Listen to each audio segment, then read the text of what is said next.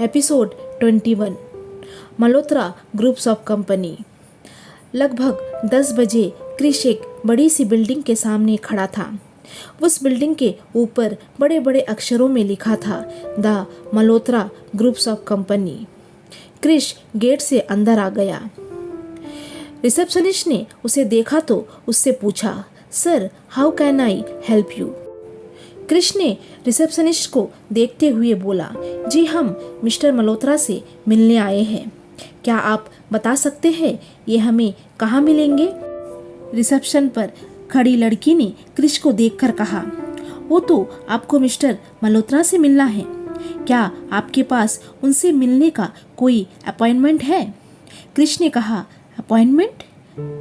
Receptionist ने उसका reaction देखा तो उससे कहा, सॉरी सर, अगर अपॉइंटमेंट नहीं है तो आप उनसे नहीं मिल सकते। क्रिश हैरानी से उसे देखने लगा। क्रिश ने रिक्वेस्ट करते हुए कहा, हमें उनसे बहुत ज़रूरी बात करनी है मिस, प्लीज़ एक बार हमें उनसे मिलने दीजिए। क्रिश उससे जिद करते हुए आगे बोला, प्लीज़ मिस, हमें उनसे बहुत ज़रूरी बात करनी है। रिसेप्शनिस्ट ने क्रिश की जिद के आगे हार मान ली, क्योंकि क्रिश आज बहुत हैंडसम लग रहा था। उसे देख कोई भी कह सकता था, हो ना हो ये भी कोई बड़े घर से ताल्लुक रखता होगा। रिसेप्शनिस्ट ने गहरी सांस लेते हुए कहा, ओके सर, मैं सर से बात करके आपको बताती हूँ। इतना कहकर उसने लैंडलाइन से किसी को फोन मिलाकर कहा, सर एक लड़का आपसे मिलना चाहता है, पर उसके पास आपसे मिलने का अपॉइंटमेंट नहीं है। सामने से किसी ने कुछ कहा तो रिसेप्शनिस्ट ने ओके सर कहकर फोन रख दिया। फिर उसने क्रिश से कहा, आप सर से मिल सकते हैं, उनका ऑफिस 20वें फ्लोर पर बाई ओर है। क्रिश ने उसे थैंक्स कहा और लिफ्ट की तरफ बढ़ गया। लगभग 2 मिनट बाद वो 20वें फ्लोर पर एक ऑफिस के बाहर खड़ा था। ऑफिस के बाहर दरवाजे पर लिखा था, चेयरमैन मिस्टर सिद्धार्थ मल्होत्रा। क्रिश ने उस नाम को पढ़कर गहरी सांस लेते हुए दरवाजे को खटखटाया तो अंदर से एक भारी आवाज़ आई, कम इन। क्रिश ने दरवाज़ा धीरे से खोला और अंदर चला गया। उसने इधर उधर देखा तो ऑफिस बहुत अच्छे तरीके से सजाया हुआ था। हर एक चीज़ अपनी सही जगह पर थी। वो ऑफिस को देख ही रहा था कि उसका ध्यान एक आवाज़ ने खींचा, क्रिश तुम आ गए, आओ यहाँ बैठो और घर के पेपर्स पर साइन करो। क्रिश ने उस आवाज़ की तरफ देखा तो पाया एक बड़ी सी टेबल के उस पार मिस्टर मल्होत्रा कुर्सी पर बैठा था, जिसकी पीठ उसकी तरफ थी। मिस्टर मल्होत्रा एकदम से क्रिश की तरफ पलट गया। क्रिश उसे कंफ्यूज होकर कुछ पल देखता रहा। फिर अचानक से उसके दिमाग में कुछ आया और उसने मिस्टर मल्होत्रा को देखते हुए कहा, डैड ये हम नहीं ले सकते, मेरे घर वाले नहीं मानेंगे, सो प्लीज़ आप रहने दो। तभी मिस्टर मल्होत्रा ने कहा, क्रिश मैं जानता हूँ तुम इस शादी से खुश नहीं हो, लेकिन तुम्हें इस शादी को निभाना होगा।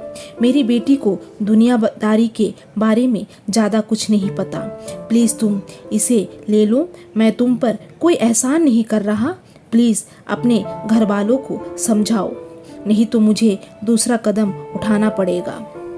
क्रिश ने कुछ सोचा और घर के पेपर्स पर साइन कर दिया। मिस्टर मल्होत्रा ने कहा, क्रिश ये बंगला हमारे हवेली से 5 मिनट की दूरी पर है, जिसे तुम्हें अपने फैमिली से मिलने में कोई प्रॉब्लम नहीं होगी और तुम जब चाहे तब उनसे मिल सकते हो।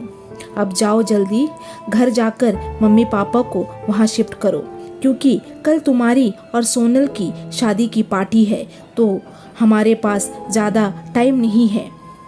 क्रिश तो कुछ गहरी सोच में था और उसने मिस्टर मल्होत्रा से कहा, पार्टी?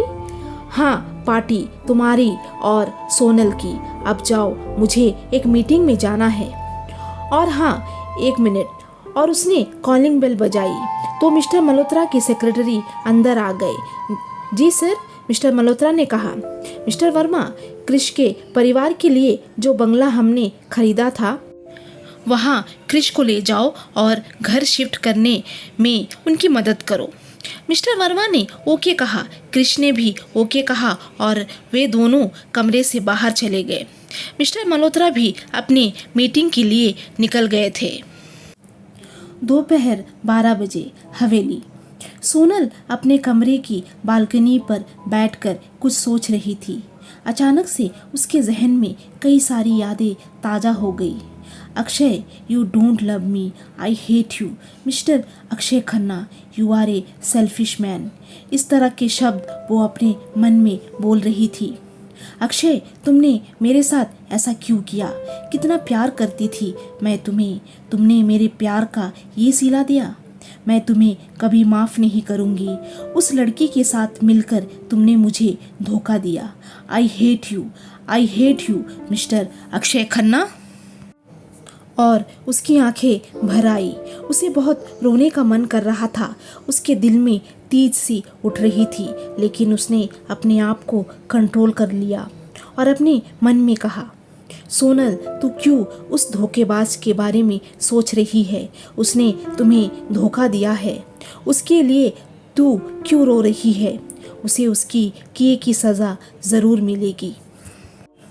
तभी कमरे में दादी आ जाती है और सोनल को आवाज़ लगाती है, सोनल, तू कहाँ है मेरी बच्ची? दादी की आवाज़ सुन सोनल का ध्यान टूटा और वो हड़बड़ा कर उठ गई। वो बालकनी से अंदर कमरे में आ गई। दादी, आप क्यों आई हो मेरे पास? मुझे बुला लेती, मैं आ जाती। अरे मेरी बच्ची, मैं कमरे में बोर हो रही थी, इसलिए मैंने सोचा तुझसे थोड़ा मिल लूँ। तुझे कोई परेशानी तो नहीं? सोनल ने कहा, अरे नहीं दादी, कोई परेशानी नहीं, आप बैठो ना। दादी बेड पर जाकर बैठ गई। सोनल भी उसके पास जाकर बैठ गई।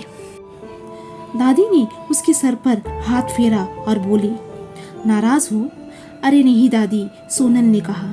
तो दादी ने एक गहरी सांस छोड़ते हुए कहा, देख सोनल, मुझे नहीं पता सिद्धू ने क्यों उस लड़के को तेरे लिए चुना, लेकिन मुझे इतना पता है मेरा बेटा कभी तेरे साथ गलत होने नहीं देगा। सोनल एकटक दादी को देख रही थी और उसने कहा, पता नहीं दादी, लेकिन मैं उस लड़के के साथ नहीं रह सकती, मुझे उससे घिन आती है। दादी ने कहा, ऐसा क्यों बोल रही है? वो तेरा हस्बैंड है। दादी, आप इस टॉपिक में और मुझसे बात मत करिए, मुझे ये लड़का बिल्कुल भी पसंद नहीं। दादी ने कहा, ठीक है बेटा, हम और इस टॉपिक में बात नहीं करेंगे, ओके।